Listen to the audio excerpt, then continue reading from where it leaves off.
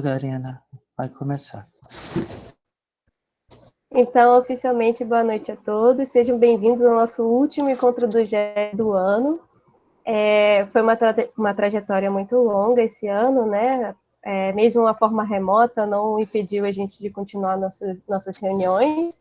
E nós tivemos uma surpresa bem grande, porque muita gente participou, isso é muito legal. E nós estamos felizes por estar aqui até hoje, né? Até final de novembro, com isso. Obrigada pela presença de todos. Espero que vocês tenham gostado da palestra, espero que tenham gostado dos encontros. É sempre legal ver que vocês estão aqui unidos desde março, né, abril, com a gente, até agora. Bem-vindo, professor Sávio. Você fica à vontade para tecer essas considerações. Boa noite, Karina. Tudo bem? Boa noite. Sim, claro. Boa noite a todos. As palavras da Karina foram muito sábias. Eu acho que a gente não só trilhou esse caminho assim com muito sucesso, muito determinismo, e a gente,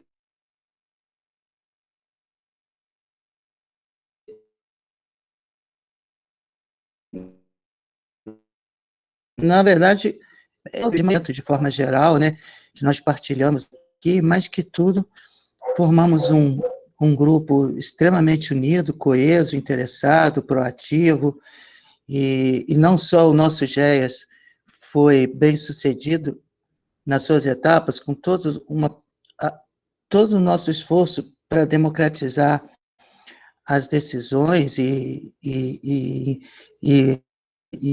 o conteúdo, e a frequência, e as datas, e realmente foi um exercício muito bacana para todos. Acho que todos saem fortalecidos, assim, de uma, vamos dizer assim, de uma experiência não só acadêmica, mas democrática, no sentido dessa construção. Então, nós vamos dar início agora a um bate-papo, a última palestra. Pretendo convidar vocês para, a partir da minha explanação, vai ser um pouco mais breve do que os que eu costumeiramente costumo fazer, para exatamente deixar um tempo para que nós possamos debater um pouco da experiência de todos com relação aos desafios que o tema exige. Se alguém quiser se manifestar, pode abrir o microfone.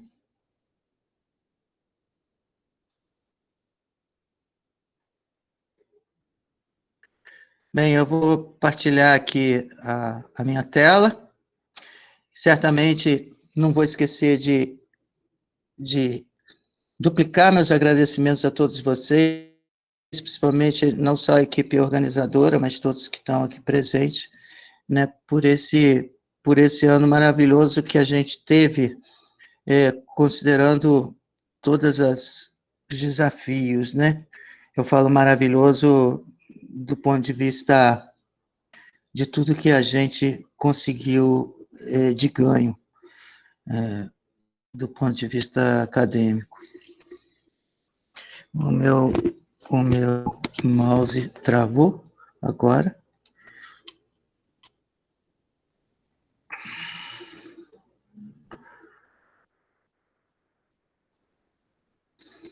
Já estamos vendo, Pode professor. parecer um exagero, né? Oi? Estamos vendo já, só você colocar nos Pois não? slides. Que bom.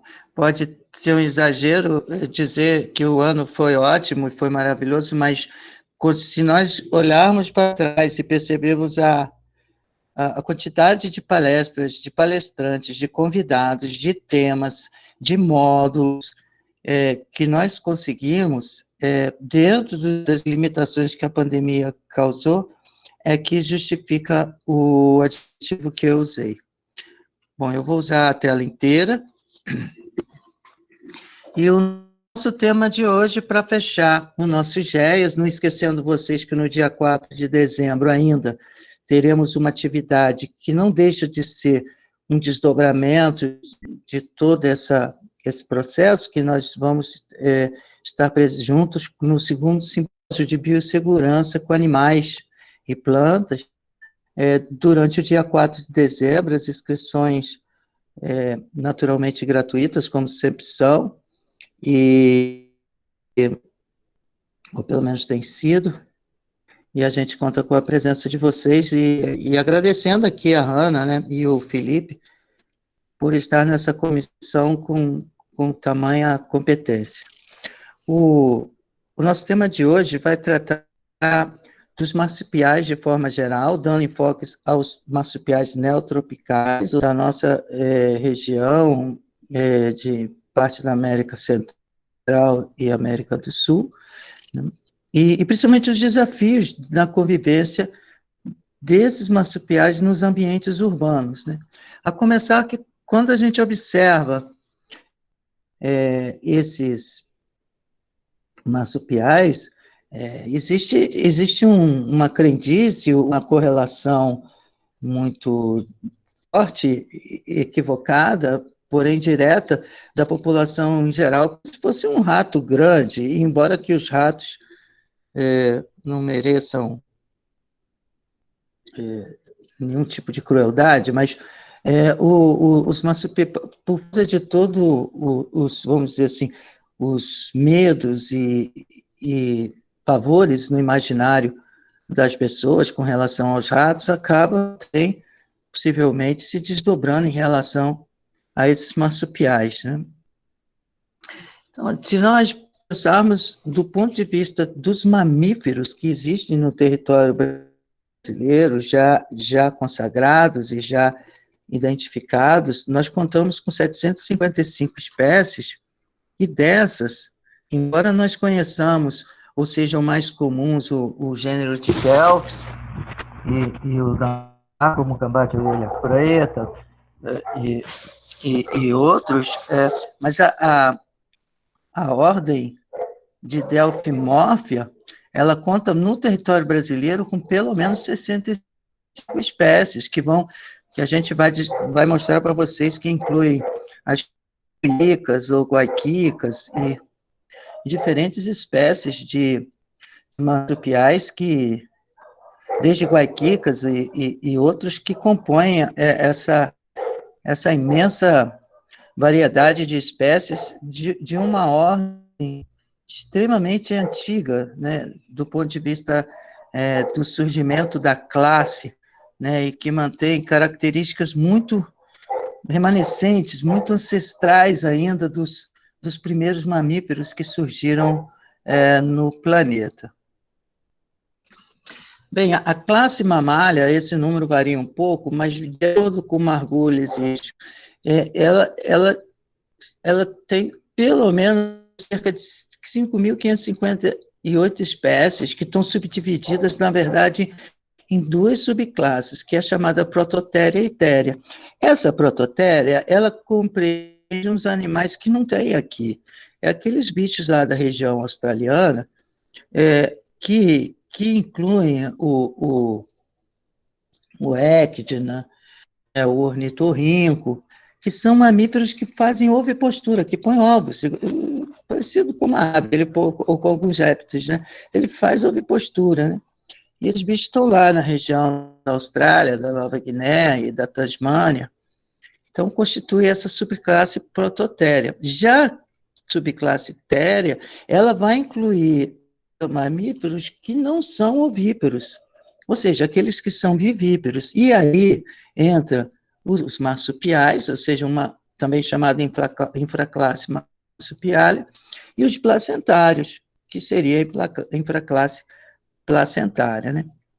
Esquecendo um pouco essa classificação e pensando de uma forma mais simplista, essa classe, a classe mamália, pode ser reconhecida como grupos, ou seja, o grupo dos monotremos, que são os mamíferos ovíparos, né, a exemplo do ornitorrinco e dos equidnas, os marsupiais, que possuem uma placenta incompleta, as fêmeas possuem uma bolsa marsupiália e tem tetas dentro dessa bolsa, na qual ela abriga os filhotes que completam ali o seu desenvolvimento, né? Então, uma série de exemplos, desde o gambá e outros também, como alguns marsupiais da região australiana, como o canguru e a koala. E os placentários, que seriam mamíferos com a placenta completa, na qual a fêmea passa os nutrientes, né? Não só os nutrientes, como oxigênio e os anticorpos para os filhotes. Então, acredito que vocês estejam acompanhando bem. Existem diversas classificações para a classe mamália, e há autores que falam em mais de 40, em torno de 46 ordens, mas, de forma geral, as principais classes as principais ordens da classe mamália, ou seja, os mamíferos de forma geral, as principais ordens são a monotremata, que eu já acabei de dizer, né, os marsupiais, que é o tema da aula, as cicetívoras, que incluem as topeiras, mussaranhos, que são pequenos mussaranhos também do Velho Mundo, principalmente ali da região etíope, ou seja, uma parte da África. A Dermóptera, que são os chamados lêmuros voadores, a Escadentia, que é uma ordem que foi criada especialmente para um gênero chamado Tupaia, que esse bicho já foi classificado, inclusive, como um primata, ou como um macrocelide também, aí acabaram achando essa classe aí para ele. Os primatas, que são tão fascinantes, e todos vocês conhecem, a ordem Xenarthra, ela, na verdade, ela passou a ser uma superordem. E aqueles animais que estavam ali, tipo canguru, preguiça, tamanduá, eles foram subdivididos em duas novas ordens. Aí os tatus ficaram na ordem Cingulata e as preguiças e os tamanduás foram classificados na ordem Pilosa. E essa ordem Xenarthra, também chamada por alguns autores no passado de Edentata, passou a ser uma superordem. A Folidota, que com o pangolim, a Lagomorfa, que vocês já viram palestras sobre os coelhos aqui no GES, a Rotente, todos também conhecem, cetácea, a carnívora, com inúmeras famílias, desde os canídeos, a família Canidae, Felidae, etc., né, a Pinnipédia, que também todos vocês conhecem, né, leões marinhos, lobos marinhos, e assim por diante. A Tubulidentata tem um mamífero da África, ele chama-se a Aardvark, e ele é um representante dessa ordem incrível aí. A Proboscidea, com os elefantes de forma geral, a Irocoideia com um grupo de animais que inclui um gênero da Procábia, que é o Irax, muito bem representado, um animal de 2 a 5 quilos, assim, que é predominantemente vegetariano. A sirênia, com exemplo do peixe-boi, a perissodáctila com os cavalos e zebras, e a artiodáctila e outros, evidentemente, né? Que ela se categoriza principalmente pelo fato do eixo do pé passar pelo dedo médio, né? Ter esse apoio ímpar pelo dedo médio. E a artiodáctila, que inclui aí os bovinos, caprinos e tantos outros. Então, essa ordem é uma ordem incrível. Como eu acabei de explicar para vocês, algumas considerações, como a feita nesse segundo parágrafo, que é a ordem Cingulata e Pilosa, compunham a antiga ordem Edentata, e esse termo foi elevado à superordem, na verdade, Xenarthra. As ordens Afrosoricida, Eurinaceomorfa, Soricomorfa, formavam uma antiga ordem chamada Insetívora, mas essas ordens ainda não têm sido utilizadas por todos os pesquisadores. E também vocês vão ver, em termos de mamífero, que existe filogeneticamente estudos comprovando um parentesco muito forte entre os artiodáctilos e os a cetácea. Então, no caso, formando uma única ordem proposta chamada Certatiodáctila. Muito bem. Visto isso, a gente começa a entender que muitos animais, por exemplo, esse animal que pode ser chamado de cangambá, ou jaritataca, ou jarataca, é conepatos semi-estriados. Eu pergunto para vocês, aonde se insere esse animal? Então, de tudo que a gente viu, existe muita confusão do ponto de vista dos marsupiais, inclusive porque esse nome, por ser confundido pelo nome popular, poder ser chamado de cangambá, em nada tem a ver com o gambá, que é um marsupial, e esse bichinho, o Colepatos, ele está na família Meptide, e essa família pertence à ordem carnívora, assim como a Canídea, Felide e outras, né? Urcide, todos, um monte de família aí nessa ordem. Esse animal é relativamente pouco conhecido, até mesmo porque as imagens dele são raras, né? Embora que hoje quase não exista imagem rara com todo mundo com uma câmera na mão, o que eu considero excelente.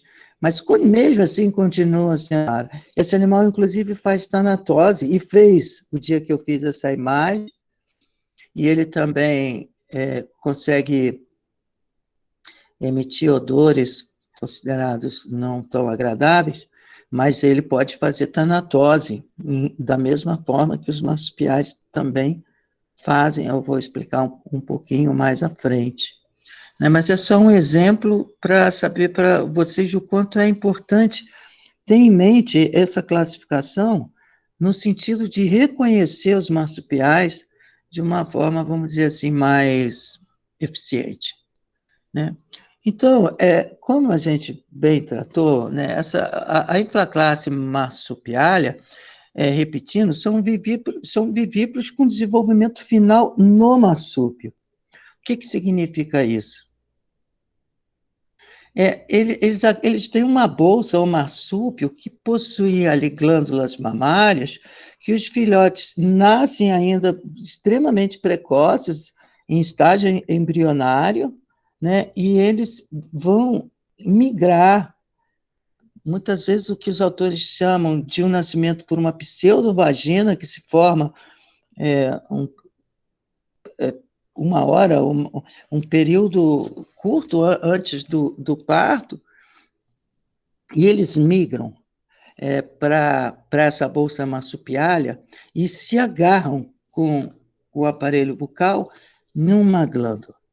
E ali pelo um conjunto de músculos, ele se adere, e não necessariamente ele mama, no sentido de sugar, porque os movimentos de contração que vão ocorrer, e eu vou mostrar isso um pouco mais à frente, a partir da própria mãe, favorecem o processo de nutrição desses pequenos, né? Então, ainda como exemplo desses marsupiais, eu coloco aqui 2 marsupiais que ocorrem com distribuição no território brasileiro, né? Que é o Diodelphis albiventes, né? E a cuíca verdadeira também. Muitos não é um bicho muito chegado, conhecido, porque são silenciosos. As cuícas, embora sejam assim, classificadas como animais de hábitos musculares e noturnos, também podem ter atividades diurnas, e são só alguns exemplos para vocês. Mas, continuando, os marsupiais, eles só ocorrem, como vocês já devem ter percebido, nas Américas, né, principalmente na América do Sul e Central, e no continente australiano. Isso do ponto de vista biogeográfico, né? Então, eu deixei referência aí para vocês, que, por exemplo, esse autor, Fontana e colaboradores, em 2003, ele descrevia 75 espécies no continente sul-americano, nas quais pelo menos 44 ocorrendo no Brasil. Vejam vocês, as referências atuais em torno aí de uma diferença de uns 17 anos, já pulou de 44 para 65 espécies, né, ocorrendo no Brasil. Então, os estudos, eles avançam no sentido de reconhecer bichos que podem estar queimando nesses fogos, incêndios que aconteceram, e tantos desastres ambientais sem sequer ser identificados. Eu já disse que esses marsupiais são chamados de gambás, cuícas, guaiquicas, e a sua grande maioria são arborícolas ou semi-arborícolas, mas tem guaiquica que também vive pela serrapilheira, né, e são bem pequenas e muito susceptíveis aos incêndios florestais. São onívoros, ou seja, de verdade, os marsupiais, eles têm um oportunismo incrível, principalmente os gambás, que se alimentam de uma alimentação absurdamente diversa, né? que vai desde grãos e sementes, frutos, é, ovos, pequenos vertebrados, serpentes, escorpiões e uma série de possibilidades. Por isso ele possui uma plasticidade tão incrível e por isso também ele conseguiu sobreviver a transformações ambientais tão drásticas que nós humanos fazemos em ambientes urbanizados. Então, os gambás, quase todos são produtos de um grande número de dentes, com os caninos bem robustos. Eu vou mostrar para vocês nas espécies que são consideradas carnívoras, embora onívoras. O que eu quero dizer? Elas são consideradas carnívoras, mas são espécies oportunistas, né? E essas consideradas herbívoras, né, como o exemplo do koala, já tem uma dentição mais rudimentar, e alguns marsupiais, a literatura até fala em ausência do ponto de vista. Em relação ao marsúpio, a gente tem que considerar o seguinte: tem um marsúpio que é uma bolsa perfeita, uma bolsa, nossa, essa é de marca mesmo, né? Que é uma bolsa como do canguru, por exemplo, né? Do nosso marsupial, ela tem uma marca chique também, tão eficiente, só que ela pode se limitar a duas dobras de pele, não formando efetivamente aquela bolsa que a gente cresceu vendo os desenhos animados, com uma bolsa enorme que dá para ir até o supermercado. É uma bolsa, seria, no caso, de uma dobra de pele, né? No qual as mamas ficam situadas ali dentro. É engraçado, essas bolsas, elas não são exclusivas dos marsupiais, né? Os próprios monotremos possuem, como o caso do ornitorrinco,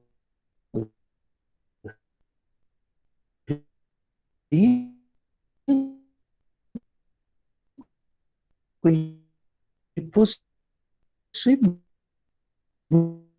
bolsa, né? É um bicho bastante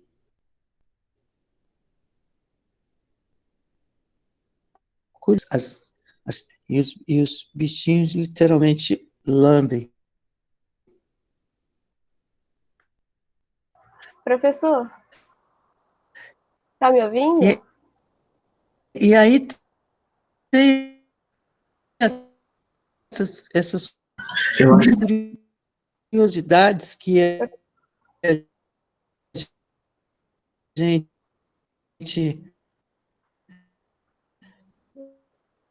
Professor? pois não.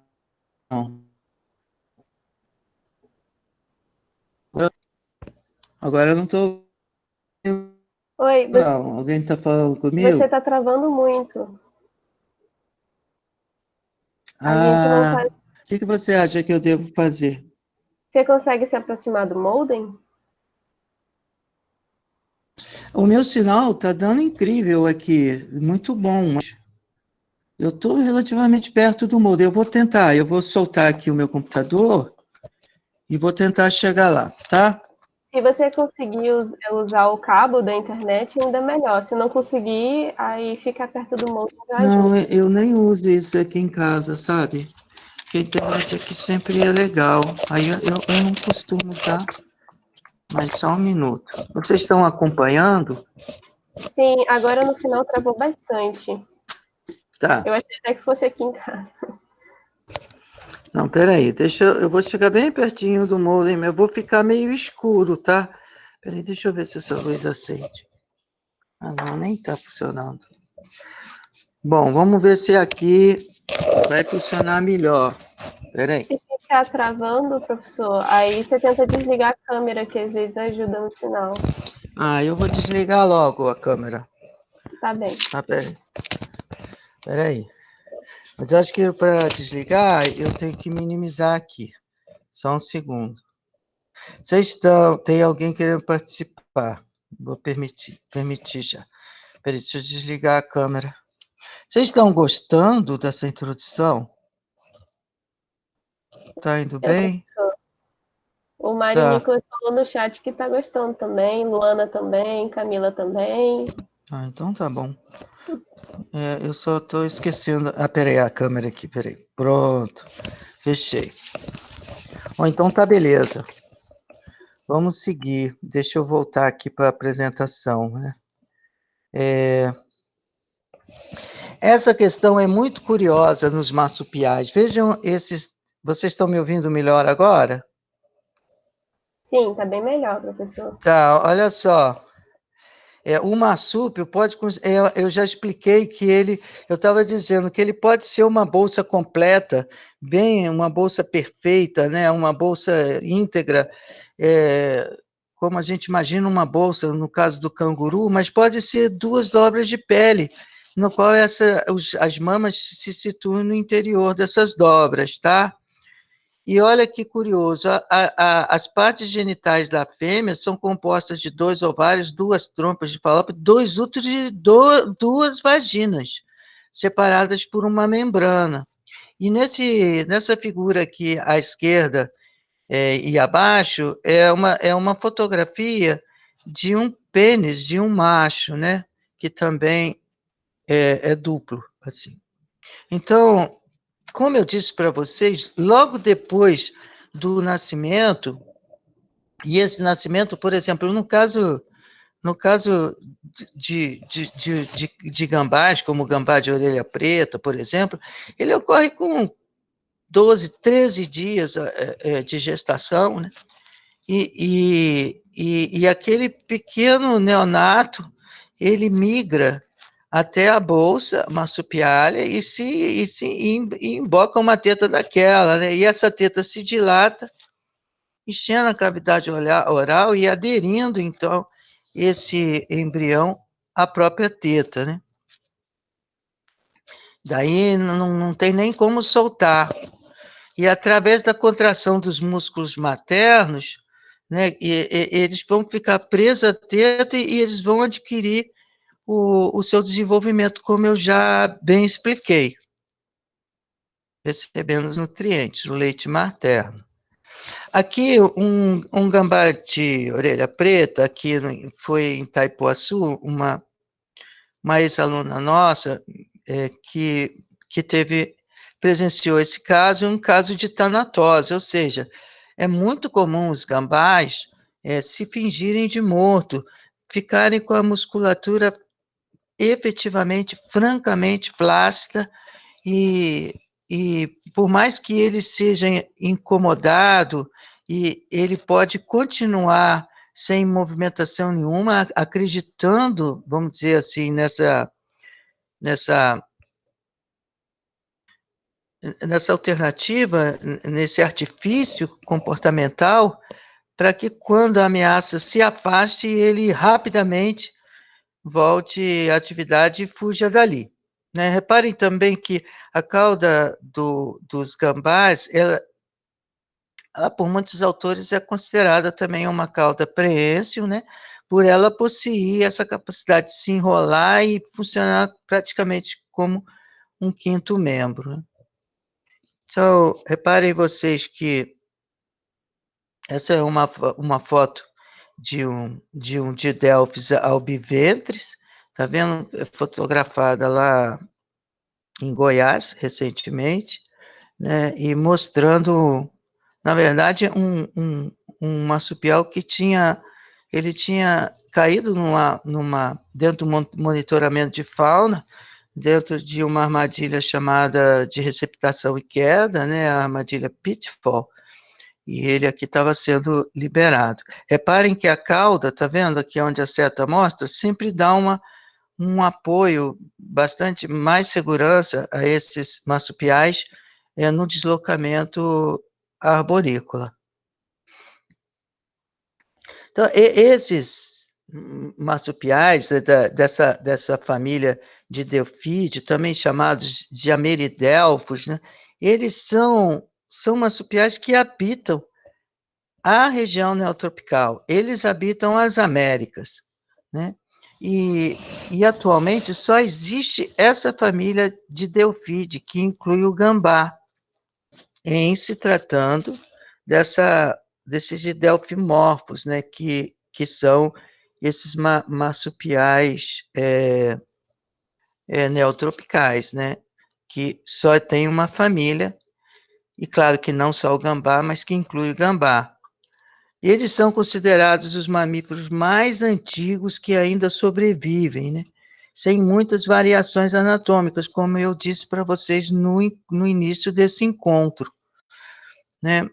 Então, foi lá em torno de 75 a 100 milhões de anos atrás, né? Eles se originam no Mesozoico,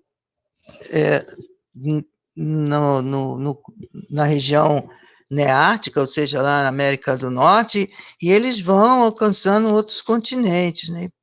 E prosperam, vêm parar na América do Sul, eles desapareceram da Europa, da África, da Ásia, há 20 milhões de anos, e depois, há cerca de 3 milhões de anos atrás, eles voltaram a colonizar a América do Norte, mas não com a mesma, vamos dizer assim, prosperidade e abundância que eles existem hoje na América do Sul. Então, eles colonizavam praticamente todos os ecossistemas, né? E tinham uma grande variedade de hábitos alimentares. Ainda hoje nós temos, por exemplo, a presença de marsupiais dessa família que habitam ambientes aquáticos, que é o caso, por exemplo, da cuíca d'água ou gambá d'água, que se vocês observarem esse mapa aqui pode-se dizer assim, do que se considera praticamente a região neotrópica, ele tem boa distribuição aqui na nossa região, ou seja, o sudeste brasileiro, e países circunvizinhos ao norte do Brasil e parte da Amazônia, e também a América Central e Sul do México. Então, esse marsupial é incrível, vou mostrar para vocês algumas fotos, mas ele representa uma das mais de 60 espécies, com 15 gêneros dessa ordem chamada de Delphimorphia, né? Então, olha aqui, que lindinho que é essa cuíca d'água, que eu botei o desenho aqui, ela caçando e pescando, né? Aqui é um animal taxidermizado, e aqui mostrando que eles têm uma cauda que não é prênsil, conforme os outros gambás, as orelhas são escurinhas, está vendo? E redondinhas, tá? E o tamanho varia aí de 26 a 35 centímetros, com uma cauda de 20 a 40 centímetros também, né? Com peso de em torno de 500 a 800 gramas. Então, são animais que predam pequenos mamíferos, aves, anfíbios, peixes, insetos, pequenos répteis e frutos em geral. Agora, o barato é vocês perceberem que essas cuicas d'água, elas possuem o quê, ora? Essa adaptação que tantos animais possuem para o ambiente aquático, que são membranas interdigitais, que estão presentes somente nos membros posteriores, está vendo? Nos membros anteriores, não. Aqui também uma marmoça, que é um tipinho de cuíca também, aqui um gambá. Então, em se tratando do gênero de Delphi, os gambás, né, eles se distribuem desde lá do Canadá, né, na região neártica, até a Argentina. No Brasil, nós temos 4 espécies: o gambá de orelha branca, que é o Didelphis albiventes, o gambá de orelha preta, que é muito comum nessa região nossa aqui, região de Mata Atlântica, estado de São Paulo, Rio, mas também bastante frequente no Rio Grande do Sul e na Amazônia. Essa aqui é uma foto do Didelphis albiventes, que foi feita no Parque Nacional Serra da Canastra. O Didelphis imperfecta, que é mais ao norte do Brasil, os países que fazem fronteira, e o Didelphis marsupialis, que é o gambá comum. Esse aqui, o Didelphis virginiana, que é o gambá de Virgínia, ele existe da América Central até o Canadá. E esse aqui, o pernigra, ele vai ser encontrado principalmente nos Andes, Venezuela, Colômbia, Equador, Peru e Argentina. Então, reparem vocês que o gambá de orelha preta, esse aqui, ó, é o mais comum encontrado aqui na região e que vem sofrendo vários impactos negativos referente à sua, vamos dizer assim, relação com humanos. Tão triste muitas vezes, né? Então, esse bichinho, ele pode pesar até 1,6 kg, né? A alimentação dele é, como eu disse, são animais incríveis que se alimentam de inseto, larva, fruta, pequeno roedor, ovos, serpentes, escorpiões, o que tiver disponível, né? Uma árvore próxima ao seu quintal que frutifique, e assim ele vai sobrevivendo. Esses animais possuem uma pelagem, uma pelagem interna e outra externa, uma pelagem assim meio lanada, sabe? E outra mais externa com pelos mais longos um pouco, né? Então eu não vou gastar o tempo descrevendo essas colorações, mas está vendo? O ventre bem clarinho, a orelha, como bem dita, desnuda e negra, né? Que dá o nome popular a ele. Diferente que pensam que o gambá sai soltando cheiro a todo momento, não é assim. O animal que está muito acuado, muito estressado, muito nervoso mesmo, e aí a glândula que ele possui é na região próxima ali à região anal, né?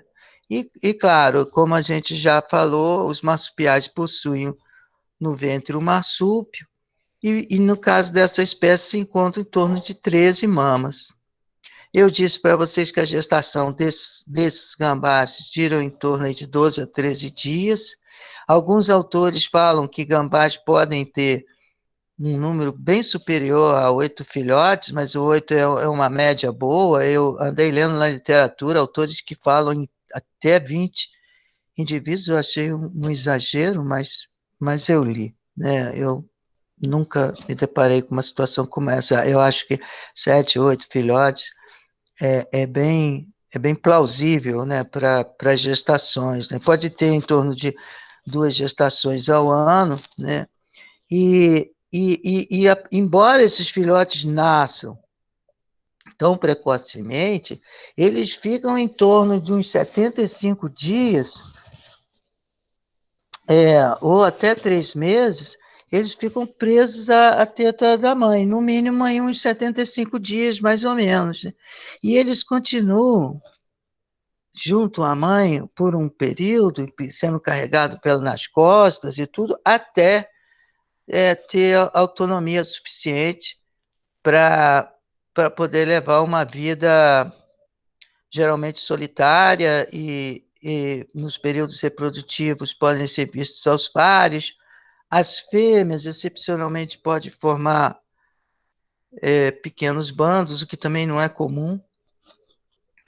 E a literatura, ela cita que os machos costumam se estranhar quando se encontram nos territórios, né? Bem, então, como a gente bem falou, esses animais habitam desde florestas, áreas cultivadas, até ambientes urbanizados, e dentre os ambientes naturais, não só as florestas, mas também as restingas. Eu tive o cuidado de trazer para vocês uma distribuição geográfica desse gênero de Didelphis. Reparem bem, o Didelphis albiventris, pegando aqui o Brasil Central, como eu bem disse que fotografei aquele animal, mas na América, na Serra da Canastra, tem uma sobreposição, vejam bem, essas linhas aqui consideram também a distribuição do Didelphis albiventris, né, que se sobrepõe a do Aurita, né, que é o gambá de orelha preta. O Didelphis imperfecta, reparem vocês aqui, pequena parte, se bem que nada no Brasil pode ser pequeno, mas parte ao norte do norte do Brasil e de países circunvizinhos. O Didelphis marsupialis, que é um animal que pega boa parte da Amazônia e parte do Cerrado também. O Didelphis pernigra, que ele pega essa região andina e não chega a ter uma distribuição no território nacional, assim como o virginiana, que não ocorre no território nacional.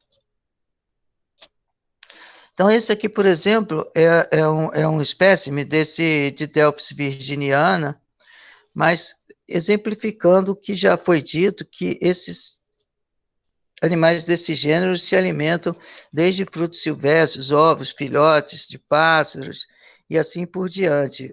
Como vocês sabem, o hábito é predominantemente noturno, animais que têm um movimento relativamente lentos, mas se sentem ameaçados, costumam correr no solo e em busca de se abrigar logo na vegetação, como eu mesmo observei ontem aqui na rua de casa, voltando a pé aqui, e deparei com um gambazinho, uma gracinha. Aí ele entrou no terreno baldio, ele se sentiu receoso e desapareceu ali, né?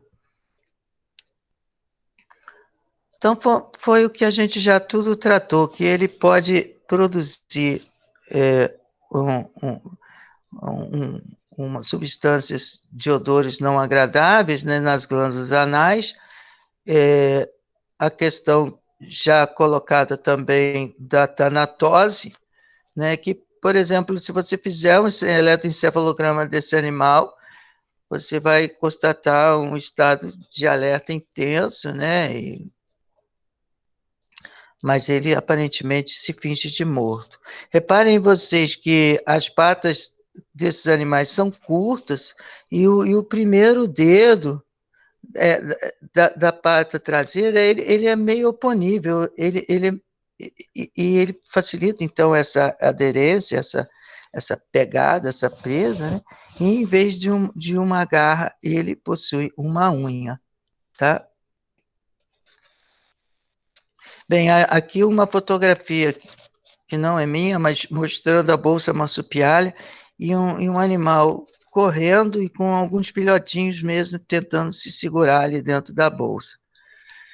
Como a gente já bem falou, esses animais têm sido registrados por vídeos, por audiovisual,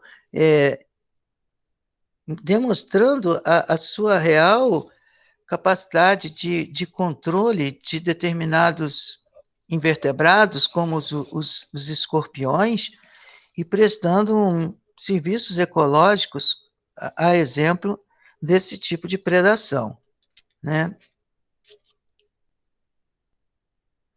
Também tem sido relatado a apreensão pelos gambás de muitas serpentes, incluindo as corais verdadeiras, né? Então, esse vídeo aqui desse site Biodiversidade Brasileira mostra uma filmagem no qual um gambá preda uma coral verdadeira. Então, assim, muitos pesquisadores apontam essa resistência do gambá ao veneno de serpentes, como o caso das jararacas, das cascavéis e das corais, né? Eu, pelos estudos que venho procurando manter as nossas aulas atualizadas, essa resistência à jararaca foi descrita primeiramente, e hoje já se sabe que também tem a possibilidade de resistir a venenos de outras serpentes. Então, existem estudos apontando que determinadas proteínas, como a DM43, isolada do soro do gambá, é uma importante inibidora da atividade enzimática de toxinas de venenos de serpentes, né? Então, esse tipo de pesquisa, conhecimento, essa contribuição que a espécie dá à ciência é incrível e mostra o quanto os estudos da espécie podem ser úteis à saúde única, à saúde ecossistêmica como um todo. E também os gambás podem se alimentar de lacraias, né, sendo resistentes à intoxicação desses milípedes que possuam capacidade de inocular veneno. Do ponto de vista das ameaças, essa fotografia foi feita pelo amigo, o Felipe Queiroz, que me cedeu uma sequência, mas aqui em Niterói, uma jiboia naturalmente predando um gambá, possivelmente um gambá de orelha preta, e é uma cena forte, mas é uma cena da natureza. Também a literatura descreve o gato do mato como um potencial predador, né? É de se supor que outros felinos, como o caso que eu ilustrei aqui da jaguatirica, também sejam potenciais predadores. Mas o mais incrível é o que nós observamos, e eu acho que nesse ponto do nosso encontro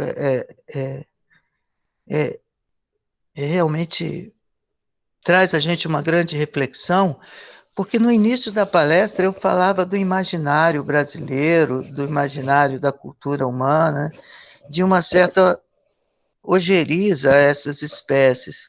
Mas o incrível é a gente perceber que, de alguma forma, essa repulsa foi tão naturalizada ao longo da história que mesmo pesquisadores, mesmo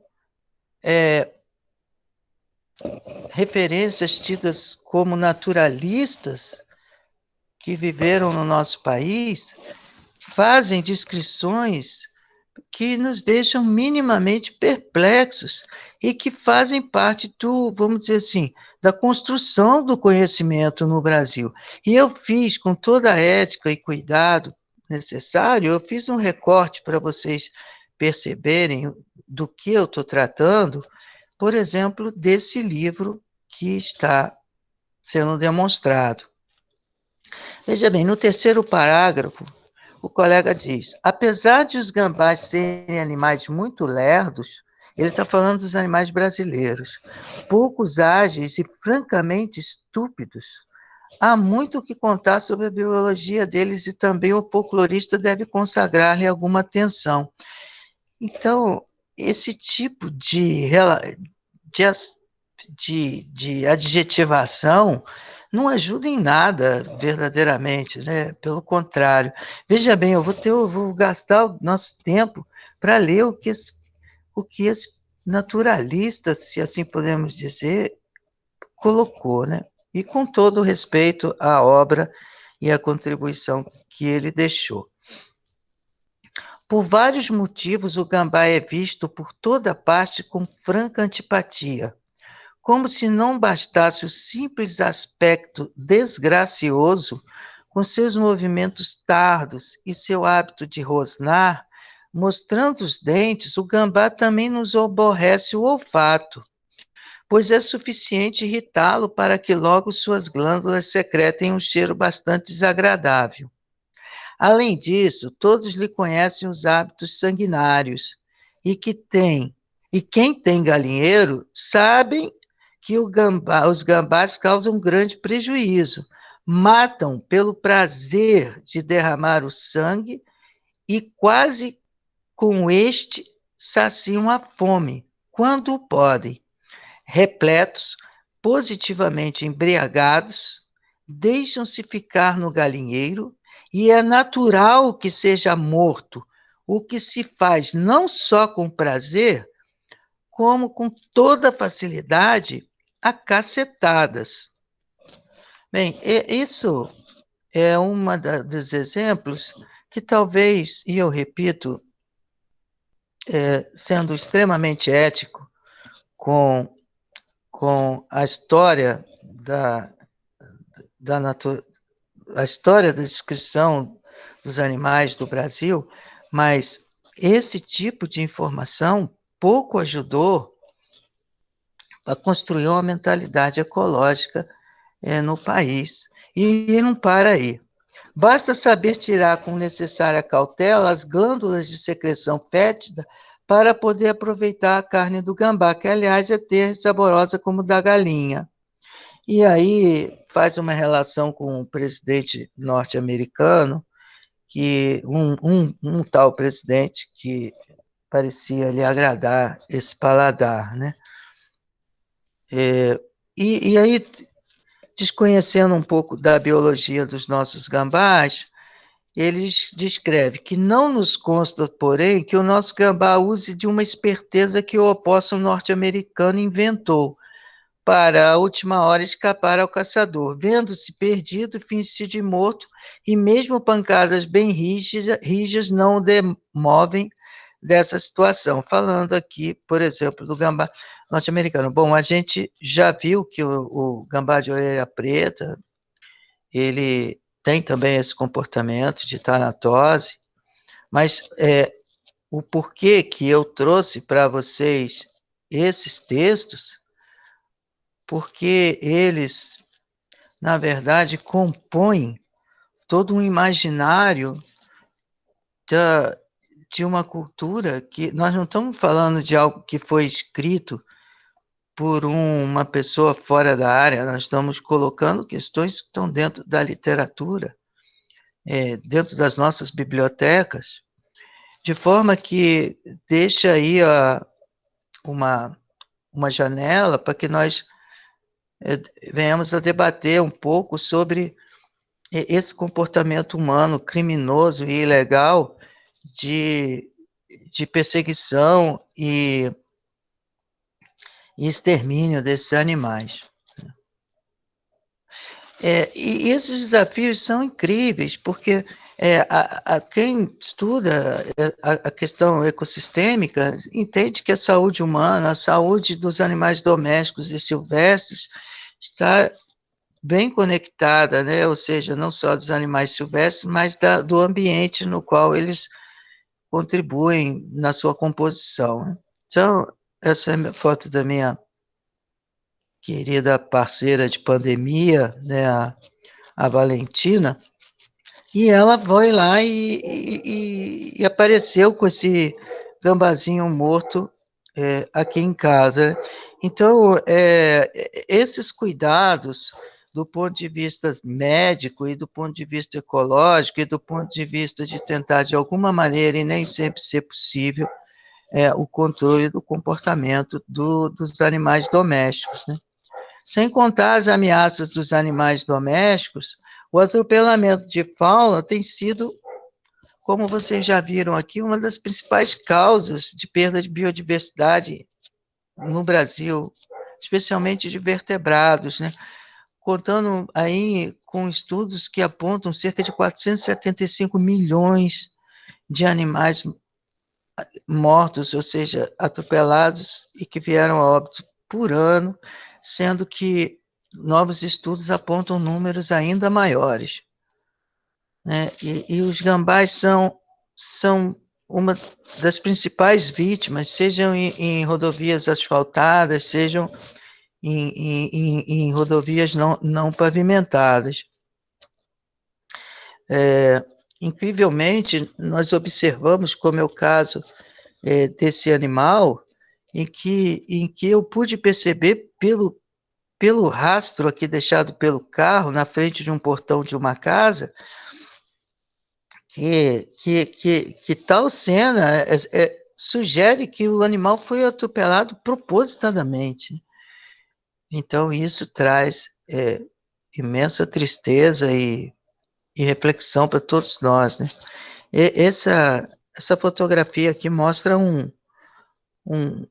ilustra um vídeo que foi postado pelo Núcleo da Floresta, em que os colegas cuidadosamente retiram os filhotes presos à teta da mãe, só que a mãe já morta, se a minha memória não me trai, foi morta por atropelamento, mas que cuidaram dos filhotes que ainda estavam em vida, retirando-os da bolsa marsupiália. Do ponto de vista da saúde ecossistêmica, alguns trabalhos têm demonstrado que os gambás podem ser reservatório de algumas enfermidades e estar presente no ciclo de certas zoonoses, exemplo da raiva. Então, por exemplo, esse estudo realizado aqui nos municípios de Torre de Pedra, Bofete e Anhembi, lá em São Paulo, mostraram o quê? Que eles analisaram o soro de 67 animais, a maioria masculina, do sexo masculino e na idade adulta, está tratando de gambás, né? De Delphis albiventris e de Delphis aurita, né? Utilizaram a técnica de soroneutralização e conseguiram um resultado de uma positividade para anticorpos neutralizantes e antirrábicos em torno de quase de 18%, ou seja, 17,9%, né? Evidenciando o quê? A circulação do vírus da raiva na população dos gambás, servindo de alerta à comunidade científica, né, e autoridades governamentais como um todo sobre essa condição de que os gambás podem estar associados a cumprir a função de reservatório, perpetuando o ciclo silvestre e urbano, né? Então, é preciso muito cuidado na manipulação desses animais. Animais atropelados, não só os gambás, mas todo e qualquer tipo de animal, principalmente sangue quente, mamíferos, porque eles podem ter alguma enfermidade associada a uma sintomatologia nervosa, neurológica, que podem contribuir para que ele perca um pouco a noção do espaço e possam ser mais facilmente atropelados, né? Então, falando do ponto de vista dos desafios, se nós observarmos aqui o mapa, incluindo a região de Niterói e parte de Maricá, aqui está a Serra da Tiririca, Darcy Ribeiro, tudo isso compõe hoje o Parque Estadual da Serra de Tiririca, e outros parques como o Parnite, e essas áreas verdes, mas assim, em se tratando agora do que vocês já sedimentaram, aonde essas populações do de Delphis estão distribuídas, né? Eu respondo para vocês, em todos esses ambientes, mesmo os antropomorfizados, por exemplo, quem estudou no Valonguinho, sabe que no Morro do Valonguinho você encontra os gambás ali, no centro de Niterói. Essas áreas verdes também, matas secundárias, a maior parte dela.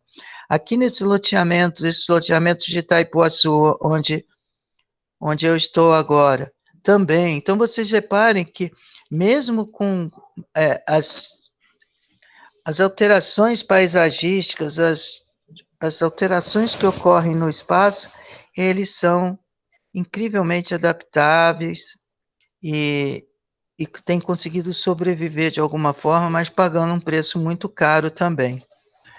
Então, essa foto é de um marsupial, de um gambá, que nós tratamos há uns anos atrás, e uma colega nossa, é, ela é uma ex-orientada que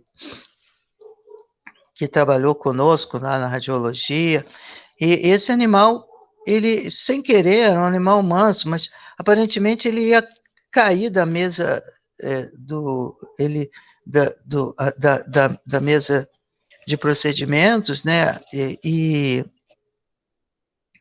ele acabou mordendo o braço da colega, né? Foi realmente grave.